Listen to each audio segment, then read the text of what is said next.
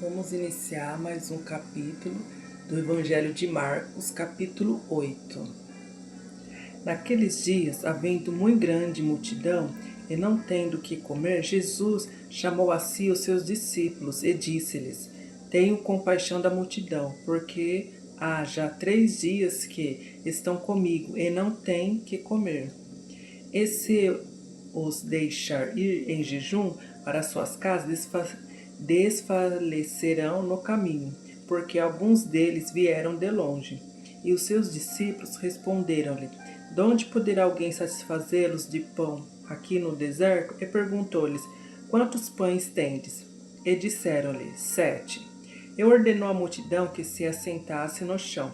E tomando os 7 pães, e tendo dado graças, partiu-os e deu-o aos seus discípulos, para que o pusessem diante deles, e puseram-nos diante da multidão.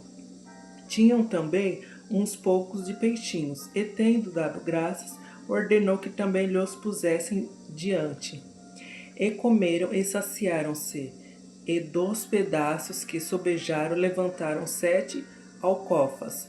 E os que comeram eram quase 4.000, e despediu-os. O fermento dos fariseus. E entrando logo no barco com os seus discípulos, foi para as partes de Dalmanuta. E saíram os fariseus e começaram a disputar com ele, pedindo-lhe para o tentarem um sinal do céu. E suspirando profundamente em seu espírito, disse: Por que pede esta geração um sinal? Em verdade vos digo que a essa geração não se dará sinal algum. E deixando-os, tornou a entrar no barco, e foi para a outra banda. E eles se esqueceram de levar pão. E no barco não tinha consigo senão um pão. E ordenou-lhes, dizendo: Olhai, guardai-vos do fermento dos fariseus e do fermento de Herodes. E arrazoavam entre si, dizendo: É porque não temos pão. E Jesus, conhecendo isto, disse-lhes: Para que arrazoais que não tendes pão? Não considerastes nem compreendestes ainda? Tendes ainda o vosso coração endurecido? Tendo os olhos não vedes, e tendo ouvidos não ouvis, e não vos lembrais? Quando partiu os 5 pães entre os 5.000, quantos cestos cheios de pedaços levantaste? Disseram-lhe: 12. E quando partiu os 7 entre os 4.000, quantas alcofas cheias de pedaços levantastes? E disseram-lhe: 7. E ele lhes disse: Como não entendeis ainda? Cura de um cego de Betsaida. E chegou a Betsaida, e trouxeram-lhe um cego, e rogaram-lhe que lhe tocasse. E tomando o cego pela mão, levou-o para fora da aldeia, e cuspindo-lhe nos olhos, e impondo-lhe as mãos, perguntou-lhe se via alguma coisa. E levantando ele os olhos, disse: Vejo os homens, pois os vejo como árvores que andam. Depois tornou a pôr-lhes as mãos nos olhos, e ele, olhando firmemente, ficou restabelecido, e já via ao longe e distintamente a todos. E mandou-o para sua casa, dizendo: Não entres na aldeia. A confissão de Pedro. E saiu Jesus e os seus discípulos para as aldeias de Cesareia de Filipe. E no caminho perguntou aos seus discípulos, dizendo: Quem dizem os homens que eu sou? E eles responderam: João Batista, e outros Elias, mas outros um dos profetas.